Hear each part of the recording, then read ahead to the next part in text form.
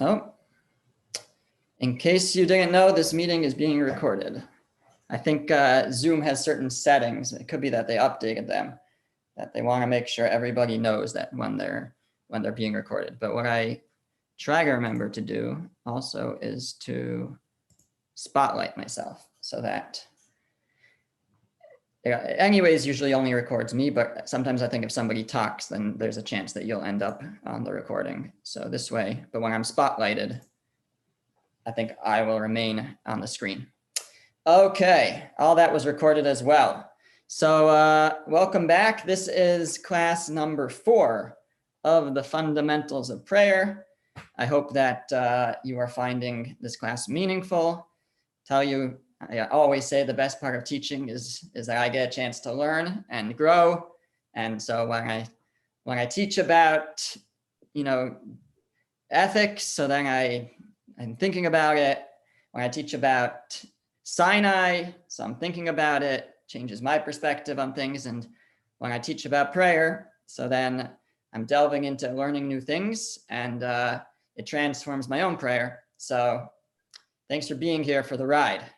All right, so we have spoken numerous times about the fundamental idea when it comes to prayer, that especially as we begin our prayers, when we express our praises for God, before we move on to start requesting different things that we need or want.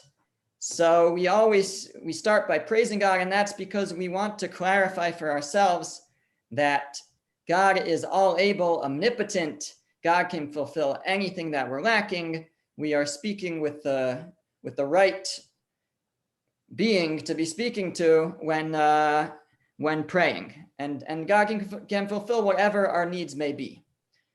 So I want to talk tonight, and maybe in the next couple of classes also, about maybe certain scenarios that, or pose the question, is there anything that it would be inappropriate to pray for? So the answer is, I think, yes. But I want to look at different types of scenarios and try to bring it out.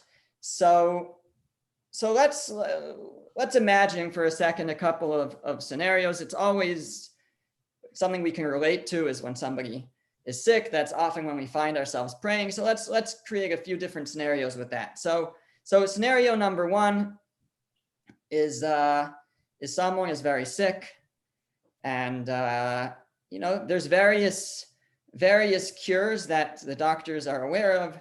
They give the person whatever chance that 50% chance of living, whatever it might be. So so that's number 1. Scenario number 1: is it appropriate to pray for the well-being of that person?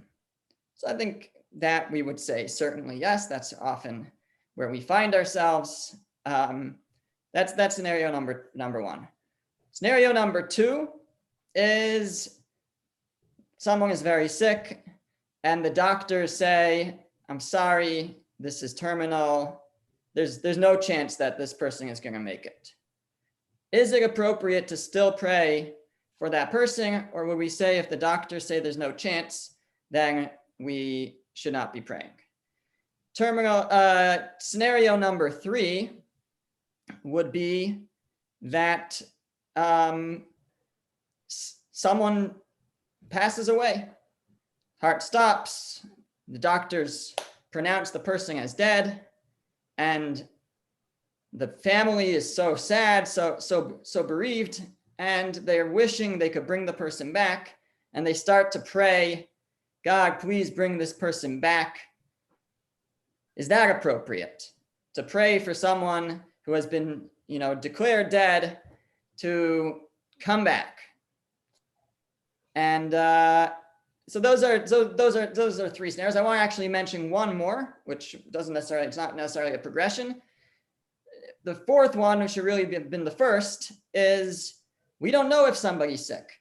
Somebody has, let's say, they've identified a tumor, and they've run a biopsy, and they don't know if the tumor is benign or if it's cancerous, is it appropriate to pray for a positive outcome on the tests or not? So these are the four scenarios, and we'll try to explore them. And these are just examples, but they bring out certain fundamental questions. So number one, which was number 4, but I'm going to go in a different order now. Number 1 is they're running tests, and is it appropriate to pray for a positive outcome from the tests? Number 2, someone is sick, but there's a good chance that they can recover. Is it appropriate to pray for that person? Number 3, someone is very, very sick. The doctors say there's no chance that the person is going to make it. Is it appropriate to pray for that person? And number 4, someone has died. Is it appropriate to pray that this person should be brought back to life? So our exploration starts with a passage in the Talmud, in Tractate Brachos, which deals actually a lot with the laws of not just brachos, not just blessings, but also prayer. And the Talmud has the following. It's number 1 on the source sheets. It says, one who cries out, it's actually a Mishnah, so it's what the Talmud is commenting on. It predates the Talmud. One who cries out over the past in an attempt to change that which has already occurred, it is a vain prayer, and it shouldn't be prayed. So for example, says the Talmud, one whose wife was pregnant, and he says, may it be God's will that my wife will give birth to a male child. It is a vain prayer, because for whatever reason, this person in the example wants to have a boy. Maybe he already has 7 girls, and now he wants the next child to be a boy. He's waiting for that boy that he could play baseball with, and he prays that not that he can't play baseball with a girl, but so he prays that it's a girl, that it be a boy. So the Talmud says that's a prayer in vain, and the reason is because what's happened has happened. Whatever the gender of the baby, it's already determined. You're praying for something in vain. You're praying for a miracle, I guess, which we'll get into in a moment. So that's already determined what the gender is. Another example, it says, one who was walking on the path home, and he heard the sound of a scream in the city. And he says, may it be God's will that this scream will not be from my house. It is a vain prayer. So besides for that, kind of sad that he's wishing that be on someone else, but we understand. We sometimes feel this. I hope that it wasn't us, but he says that's a prayer in vain. Whoever screamed. It's you're praying now that it wasn't my family member, wasn't from my house, isn't going to make a difference. It's already happened, and that would be considered a prayer in vain. So what is wrong with praying what it calls tfilat shav, a worthless prayer, a vain prayer? So the Vilna Gaon makes an important point for us here in his commentary, and he says that, of course, God can do anything, and we have to recognize that. God can make a miracle. God can transform that fetus from a girl to a boy, boy to a girl. It can happen. I don't know exactly what will happen in terms of who screamed from the house. That might be a little bit different. Of course, God could do something like change time, but that's a little more complicated, I think. It's more visible. But at least certainly in the first case, certainly God could change the gender of the child. But what the Talmud seems to be telling us is we shouldn't be requesting a miracle that goes outside the laws of that doesn't work within the laws of nature, within the natural. We shouldn't be asking for something supernatural to occur. Now, that's why he says it's called a vain prayer. The prayer is in vain. The idea isn't in vain, meaning it doesn't say like somebody who does this is an idiot. that it's ridiculous. It's not a ridiculous idea. God can make a miracle, and we have to realize that. But what it's teaching us is that we're not supposed to pray for a miracle. That's, at least on the surface, what it seems to be indicating. Now, we should note that the Talmud, that this was, as I said, it's a Mishnah. It's the precursor to the Talmud. It's earlier sages. The Talmud, the commentary on the Mishnah, actually poses a question on this Mishnah, because we find that that the sages teach us that actually the wife of Yaakov, the wife of Jacob, Leah, when she was pregnant with her 7th child, she had 6 boys, and then she was pregnant with another child that originally it was destined to be a male. And she felt bad for her sister Rachel, because they knew through divine inspiration that there would be 12 sons to Jacob. And Leah already had 6, and each of their maidservants had 2 each, which is 10. So if Leah had the 7th, that would make 11. There would only be 1 left for Rachel to have, and then Rachel would have less than the maidservants.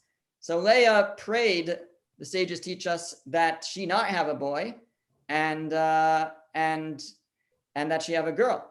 And indeed, even though she actually was carrying a boy, a male, the fetus changed gender, or maybe the fetus is switched. There's different versions of the midrash, she ended up having a girl, and that was Dinah. And then Rachel had a boy, and that was Yosef. Actually, there's an interesting comment of Rabbi Yaakov Kamenetsky that he suggests, based on this midrash, that the genders switched, that was why we find that Joseph had certain feminine qualities.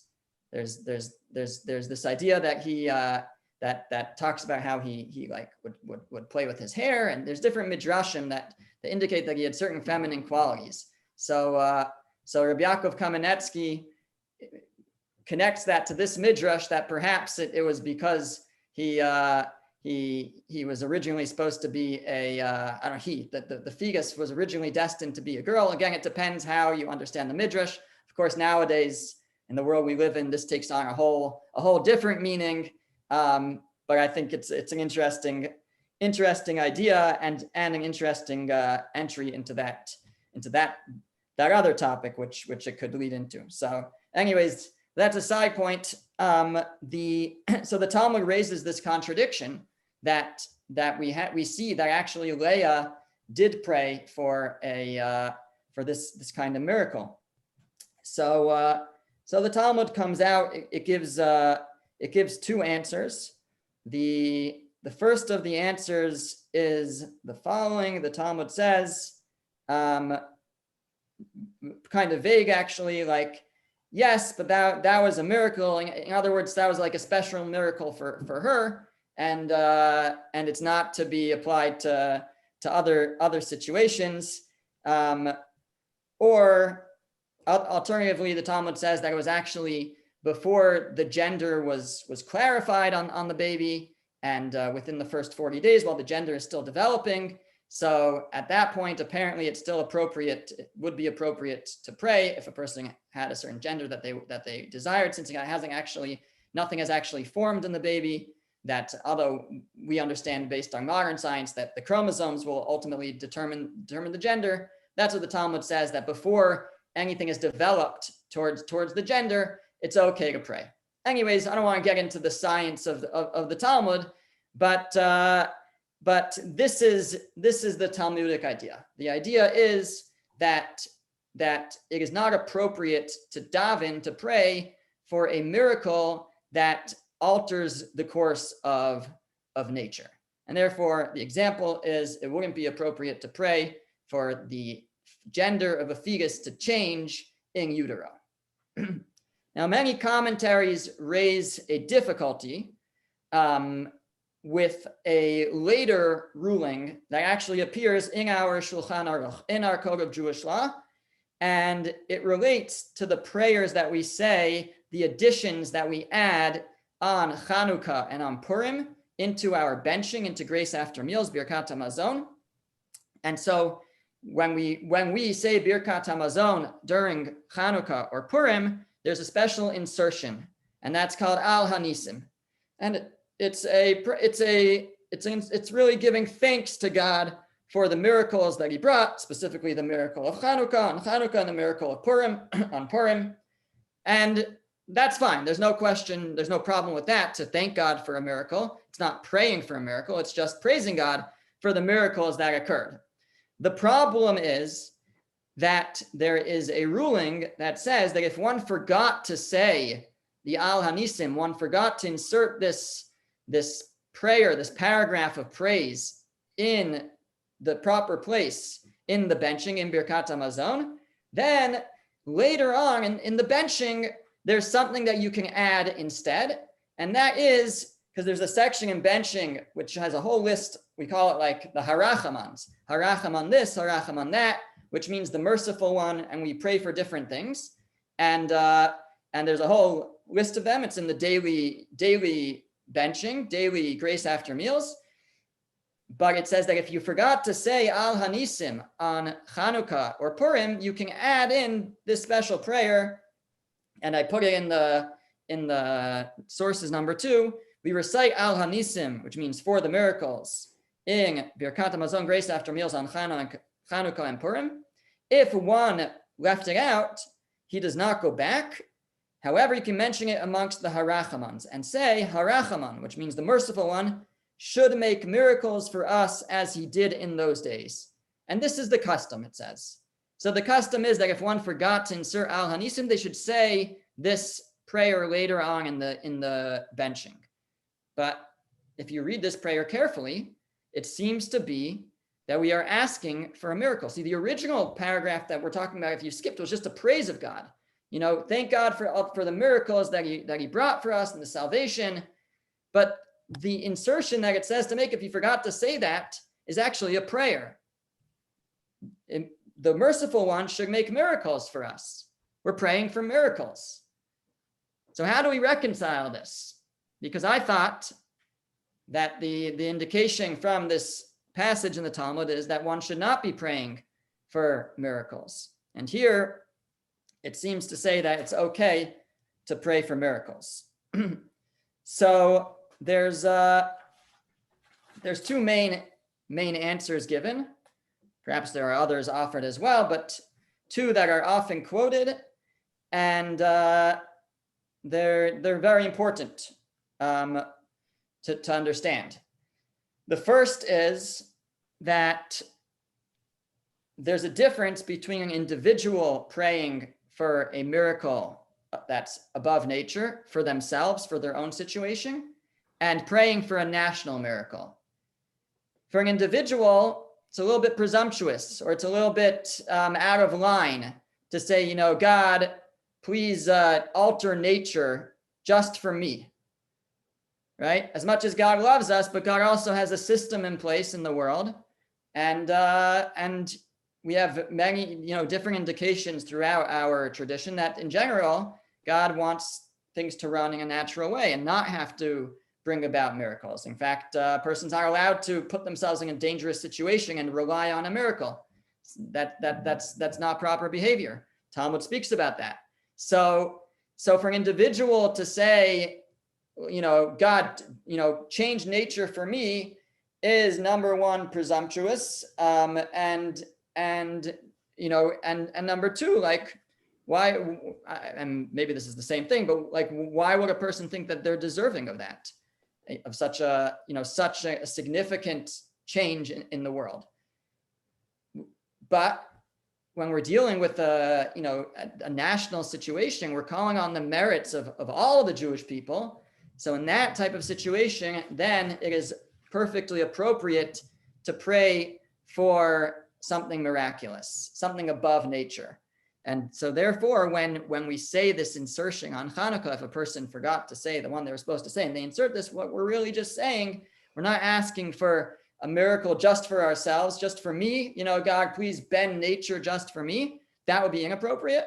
But to pray for the miraculous, for all the Jewish people together, that would be perfectly appropriate. That's answer number one. Number two is that there are different kinds of miracles. You know, we can throw around the word miracle, nes in Hebrew, but there's different types of miracles. The word nes actually comes from the word like banner. You know, it shows God like on a banner. It proclaims God to the world. But there's different types of miracles. There are miracles that bend nature, and then there are miracles where you don't, you know, nothing unnatural necessarily occurs. It's just, we call it a miracle because it's so unlikely or something like that. So, you know, if we call it a miracle because if we pay close attention, we can see God's hand operating and moving the, you know, pulling the strings. And that's the type of miracle that we're referring to. That's the type of miracle that occurred during Hanukkah, at least with regards to the battle, certainly. The idea that a small group of Jewish soldiers defeated the enormous Greek army. So that's not an open miracle, but it's nonetheless still considered a miracle. And that is what's appropriate to pray for. But to pray for something that's beyond nature would be inappropriate. So these two answers may be somewhat contradictory, but they're both something that we can start with, that we can work with. So number one, again, is that it's okay to pray for a miracle if it's for the Jewish people at large. To call on the merits of all the people, that's acceptable, but for an individual, it would be inappropriate. And the second answer says that praying for a miracle within the natural order is okay. Naturally, something to occur naturally, but unexpectedly, perhaps we can say, is okay. And it becomes problematic if we're asking for something above nature. And so if we now go back to our different scenarios, maybe we can try to plug in some of what we've learned. So our first scenario was that there's someone's awaiting test results. So they did a biopsy for an apparent growth, a tumor. So if by the way, it's thundering outside. If I shut off, it's because my electricity went out. But it's never happened before. But if it does, I'll try to get back on. So in that scenario, so that seems very similar to praying for the baby to change its gender, right? The tumor is either benign or cancerous. It already is there, right? To pray that it be one or the, I mean, you're going to pray that it's benign. To pray that it's benign, well, that's praying that it just change. So it doesn't really make sense to pray for that. And that would perhaps be considered a vain prayer. That's what it would seem. Now, there may be reason to push back on that, but that's how it seems. That's how it seems to me, at least. I spoke about this today with my colleague, Rabbi Grossman, and he basically agreed with me. I mean, he totally agreed with me. And so therefore, if somebody wants to pray in that situation, they should rather be praying for a good outcome, in the end, that what it is, but we should pray that things improve, because things can change after that. It can go away. We should pray that it goes away. If it is cancerous, we want to pray for a recovery. But to pray for it to be something that it already isn't, that would seem to be a very similar to what the Talmud describes as a vain prayer, to pray for one gender over the other. Now, Rabbi? What about if someone is sick and they're undergoing some kind of treatment for whatever it is? So it's very appropriate to pray. We're praying for improvement, for a good outcome. But Rabbi? Yeah. What about the case where you ran the test, but the results aren't known. Not even the doctor knows yet. It's just something that's suspicious. Right. So then to pray that it's not as bad as the doctor fears or thinks. So again, I think that if you're praying on the past, that would fit into what's being, described as, and I should mention that the way that some of the commentaries say is how I just said it, although I haven't said it that way up till now. If you're praying about the past, if you're praying about something that already happened, then that's a prayer in vain. So if they're awaiting test results, then and somebody is welcome to speak to their own rabbi to get a different perspective.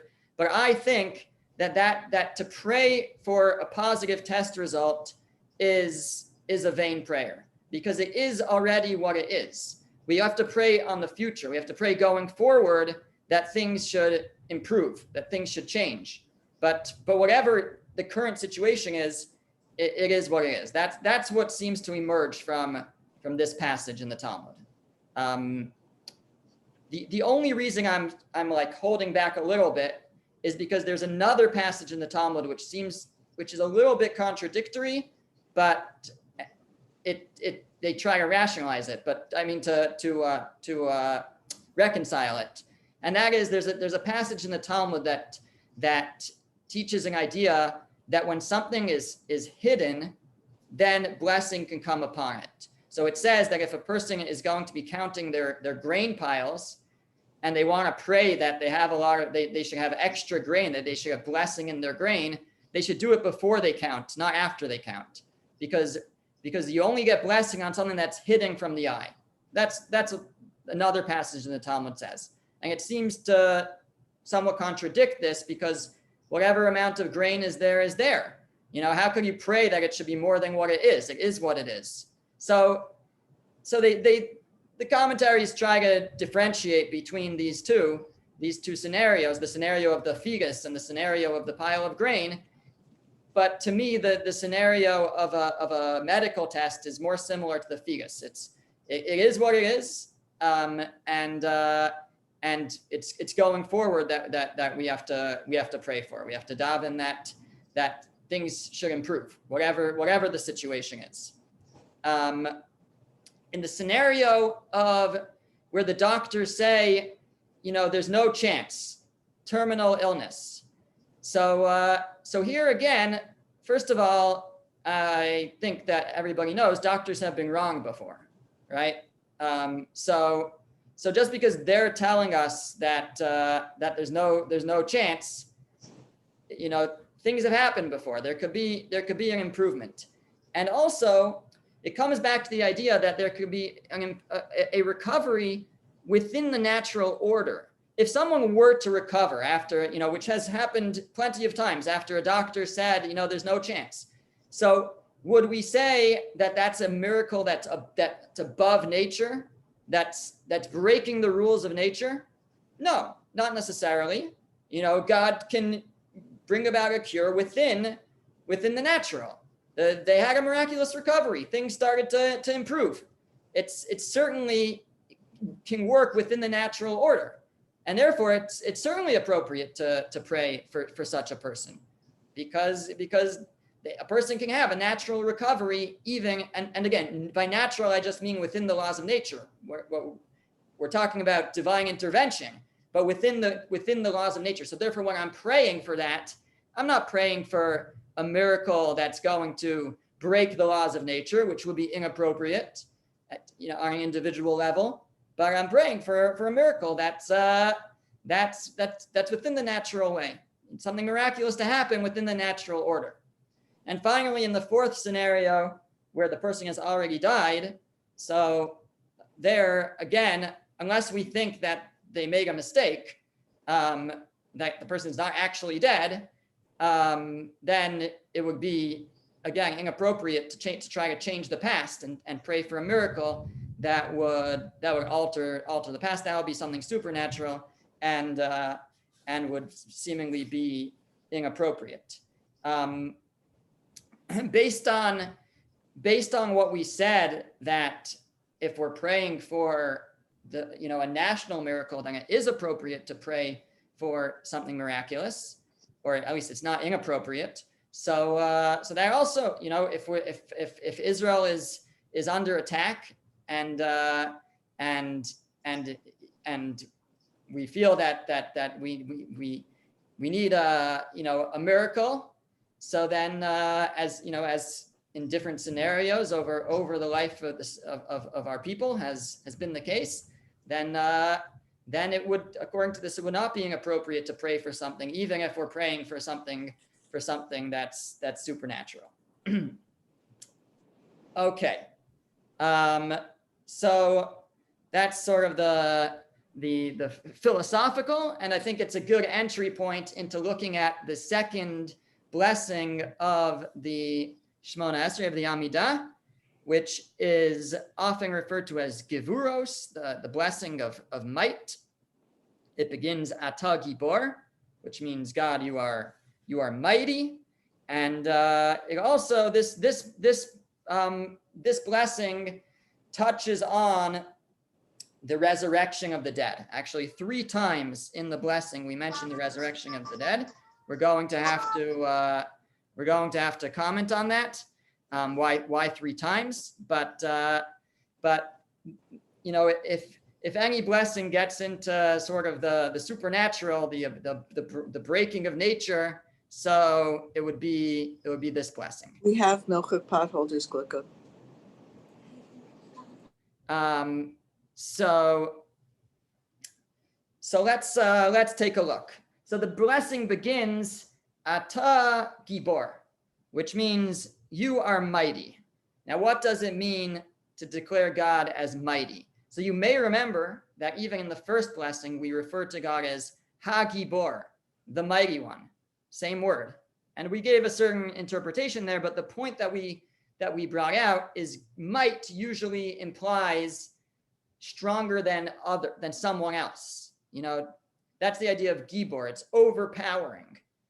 And to use that word, to associate that word with God, actually seems a little bit out of place, because God doesn't overpower anyone, because anyone's power actually comes from God.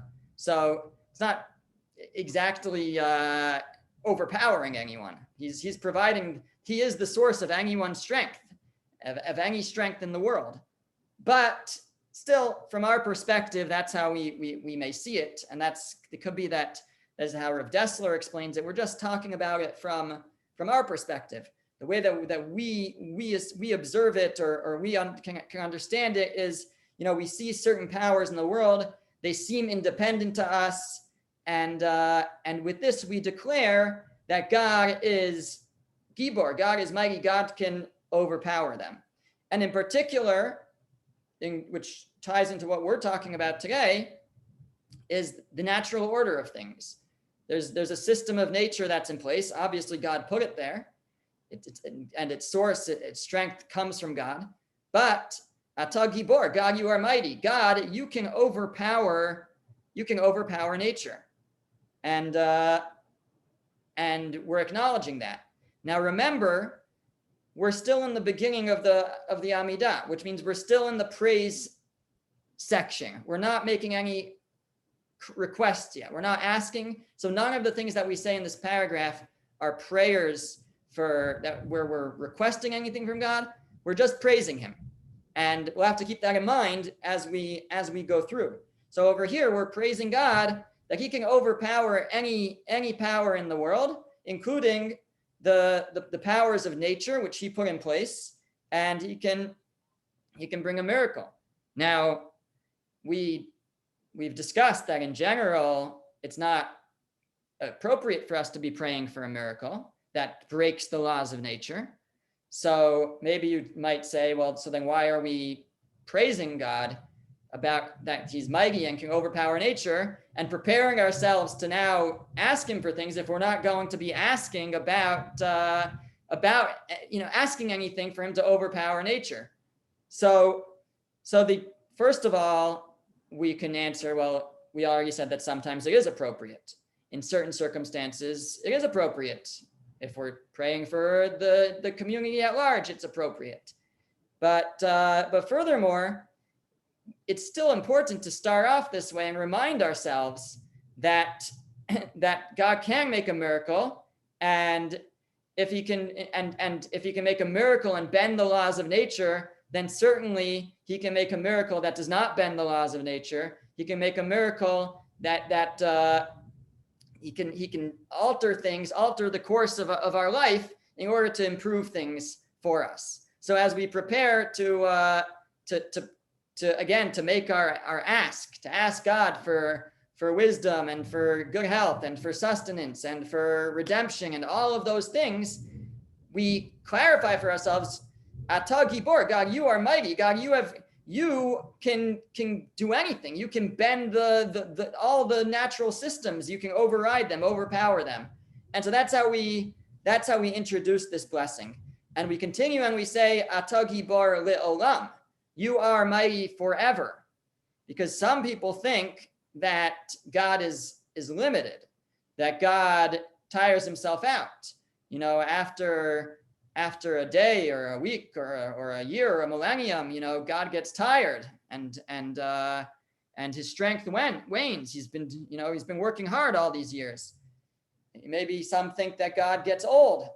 And in fact, the Midrashim teach us that this was part of Haman's claim in order to convince Achashverosh in the story of Purim to that, you know, the God of the Jews has given up. That's what he told him. He said, look, he's not helping them anymore. They're in exile. He's tired. He's old. And Haman was proving quite wrong.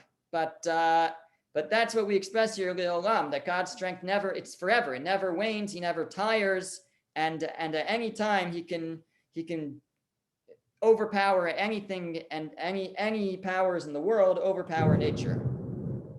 And we refer to God here again as my master, Ado, and Nai, my master. And here it's not written with the four-letter name, Yud, and then Hey, and then Vav, and then Hey, which is also pronounced that way, but here it's actually spelled out as my master. There's different explanations for that. They're beyond the scope of this class, but we say, you are mighty forever, my master. And then we refer to the resurrection. Mechaye mesim ata. You are the resurrector of the dead. So we need to, before we get into this, we have to first mention that the idea of Tchiyas HaMesim, the resurrection of the dead, is actually one of the 13 principles of Jewish faith. It's an essential idea within our faith that there is going to be a resurrection. It's not a topic that I have any expertise in, if anybody does, but it's a fundamental belief that after everybody, there will be a period of Mashiach, of a messianic period, and then following that period, for most people, some extra righteous may have their resurrection early, but following the messianic period will be a resurrection where the bodies of the dead will come back to life. There's a purification process that went on after death. The soul went back to the world of souls. The body remains in the ground and undergoes a period of reparation, of improvement, of tikkun, and then is resurrected after the messianic period for the ultimate olam haba, world to come, where the body and soul are reunited to experience God in the highest form for those who merit it. And this is a fundamental belief within Judaism. It's one of the 13 principles mentioned by Maimonides. So that's what we refer to over here in this blessing. We say, Mechaye Mesim Ata. God, you are the resurrector of the dead. And this is the ultimate expression of God overpowering nature, right? Like we just said, in normal terms, if a person has died, we are not to pray that they come back to life. That's way above the laws of nature, way above the natural. But fundamentally, we do believe that there will come a time where there will be a resurrection. And again, this expresses this highlights and really brings out our belief in God's control over nature and over the world. And we say that God is Rav Lehoshia. He is powerful to deliver us, powerful to save us. We mentioned last week that at the end of the first blessing, we say that God is Melech Ozer Umoshia. God is a king who helps and who saves. And the way that we explain the word Moshia, saves, is that there are certain situations where there's nothing we could do. Ozer, God is a helper, means sometimes we have to put in our effort and God helps us complete that effort. There are certain scenarios where there's nothing we could do. It's totally out of our hands. We have no contribution to make. And yet we express that God is Moshia.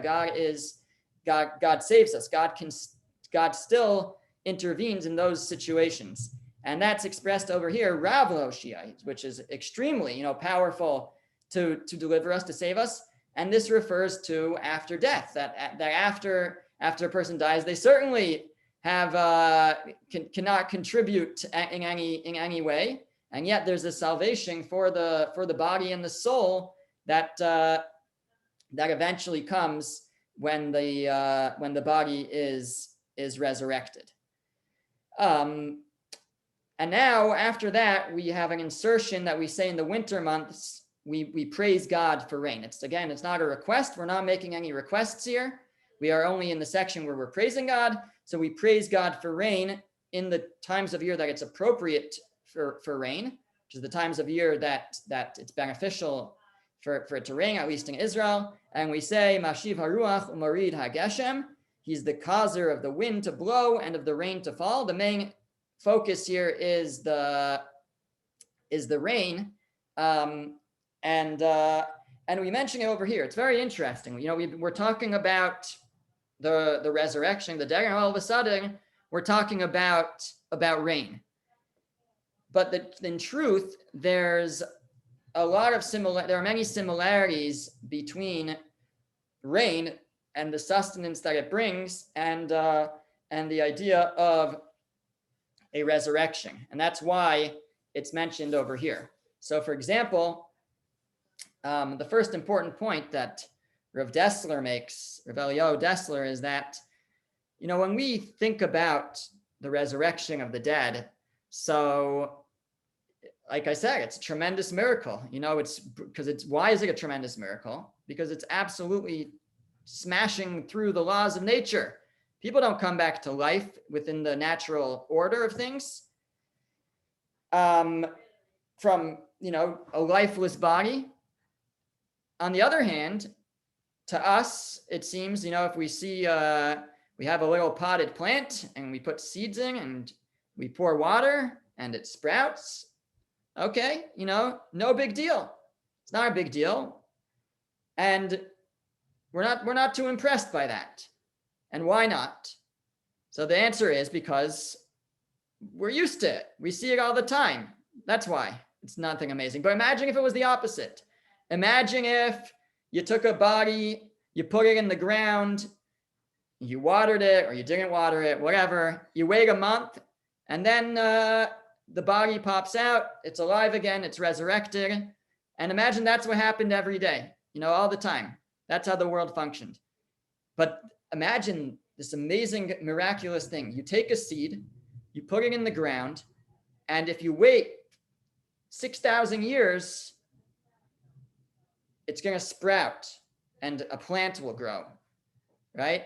And that, if we only saw it every 6,000 years, or, I'm just throwing that number out, but, it would be amazing, right? It's something we've never seen before. It would be breaking the laws of nature, breaking the natural order. What it comes down to is what's a miracle to us? It's what we're not used to seeing. What we're used to seeing is natural. What we're not used to seeing is miraculous. And And mentioning in the same context as the resurrection, mentioning the idea of rain and how it sprouts something from the ground it can help us appreciate the idea of Tchias HaMesim, of the resurrection, of a future resurrection. Yeah, it's really, it's God can make something grow out of the ground. God can also resurrect a body from the ground.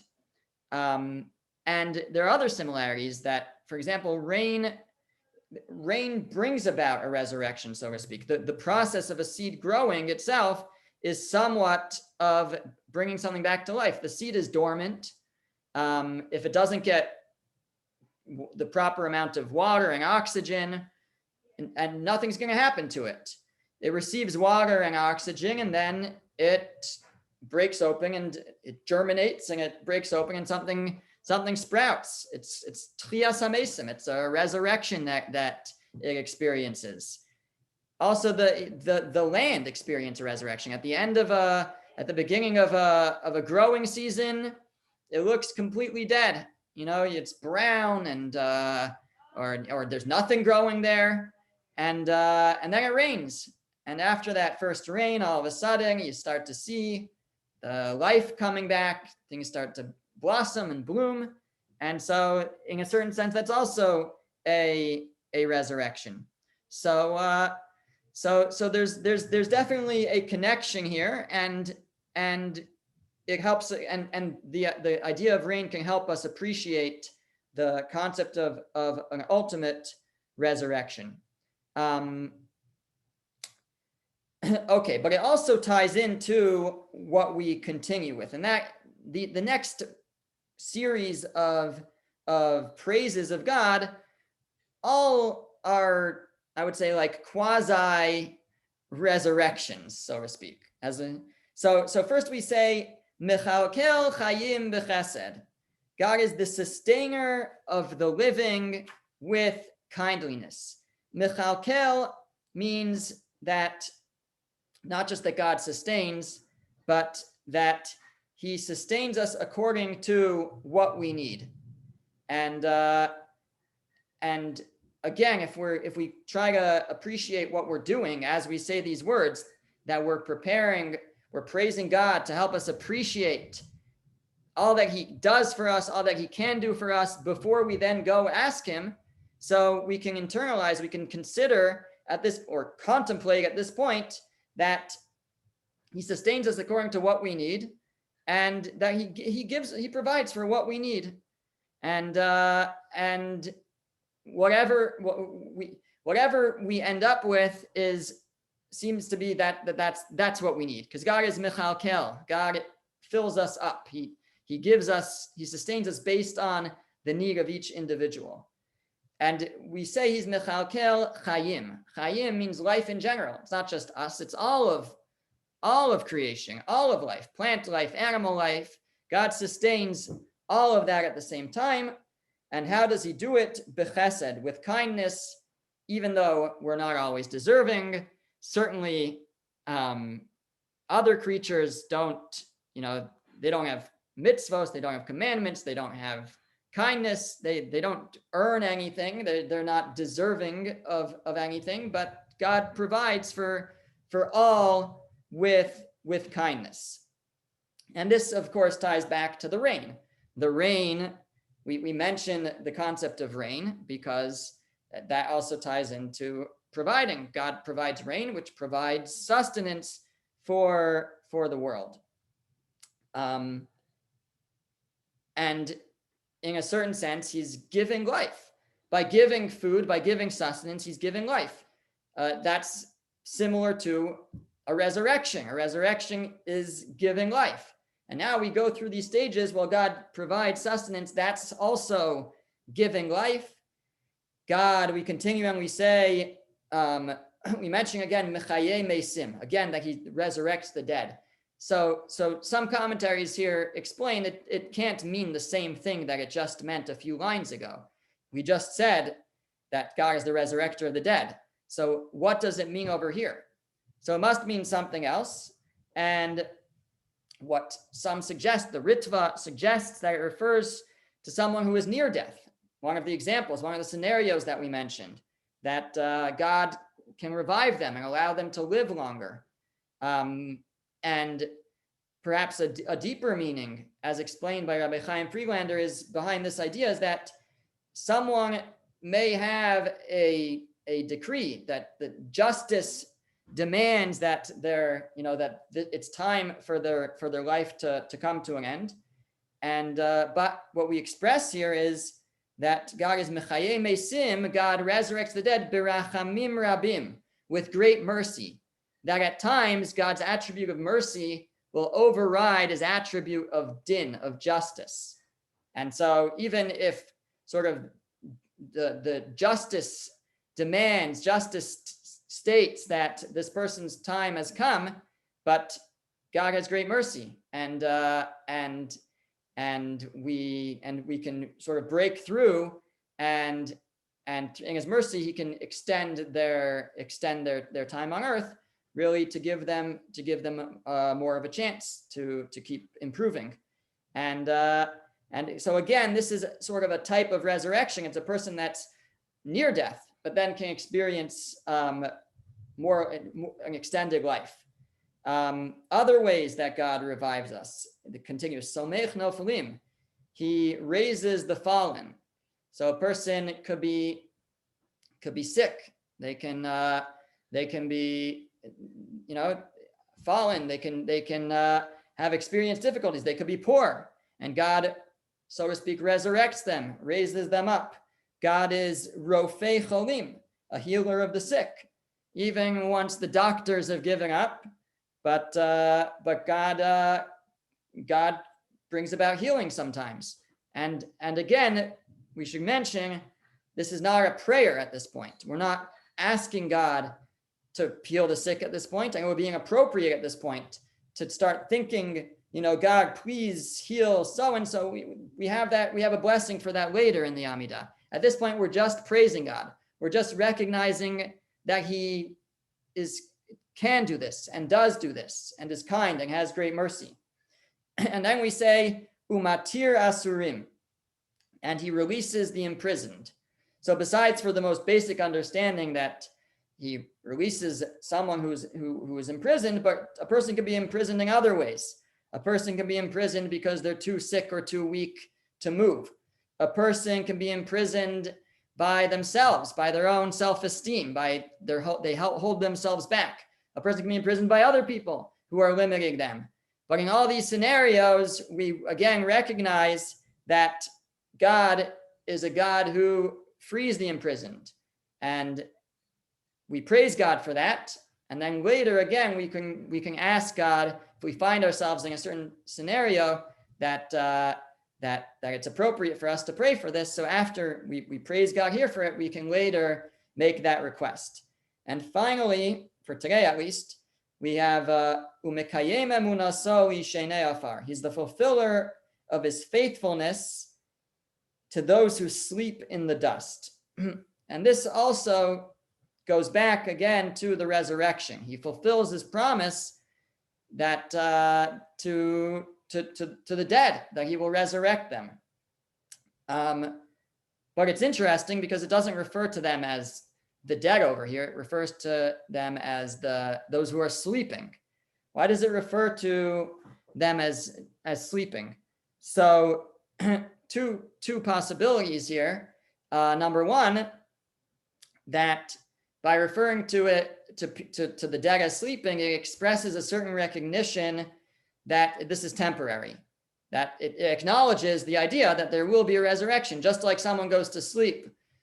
Generally, they wake up. So too, we understand that someone who dies, they're going to wake up at some point. There will be a resurrection. It's just sleeping. And secondly, another important point is that even when a person dies, there is and their soul departs from them, there is a small part of their soul that remains with them. And that is where sort of the resurrection, the ultimate resurrection will be manifest from, is from that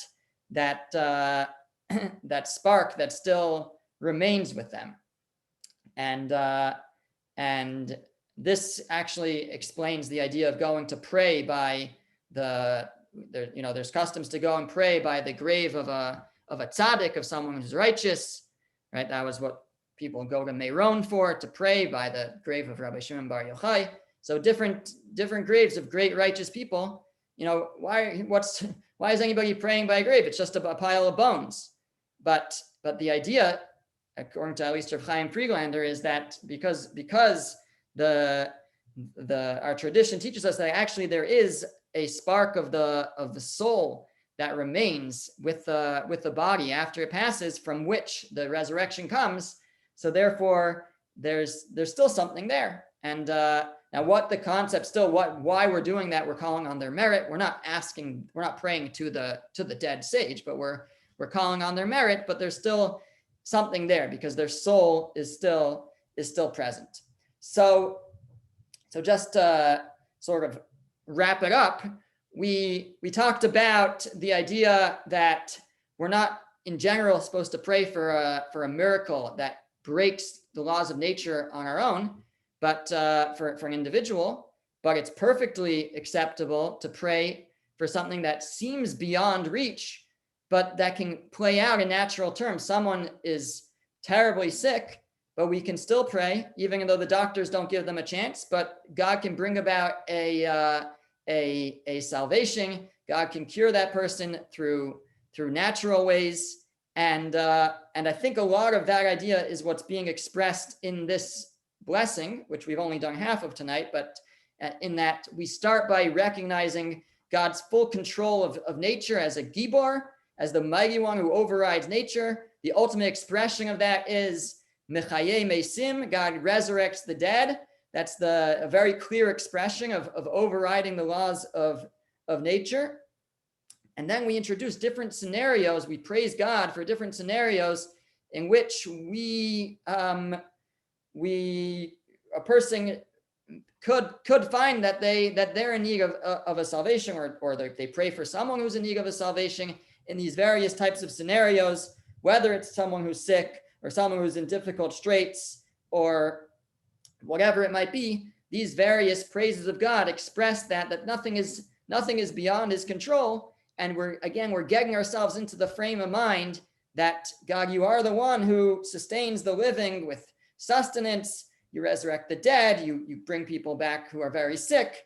You release the imprisoned. And that is a way of preparing ourselves for the next step in our prayer service, in the Amidah, where we're then going to start making requests of God with a full recognition that all of these requests are within his hands to fulfill. Okay, stop there.